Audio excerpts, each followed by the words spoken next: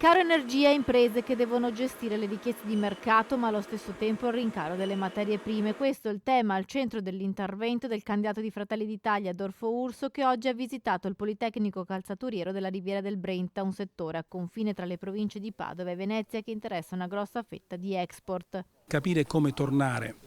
a produrre di più, a crescere, a sviluppare occupazione. In questo caso è importante ovviamente la tutela del Made in Italy in sede globale,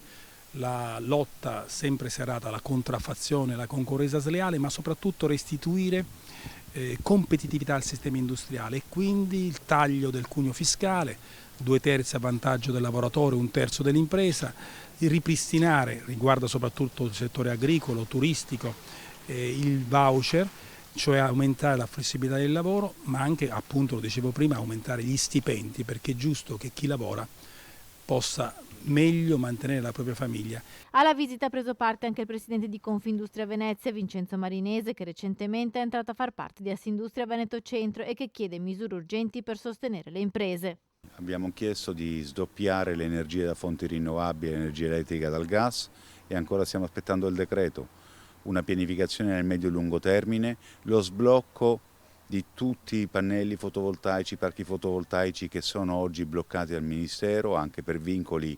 allucinanti. Dobbiamo essere veloci e reattivi. No, dobbiamo intervenire ieri, non oggi né non domani, come adesso stiamo richiedendo con forza, lo chiediamo da anni.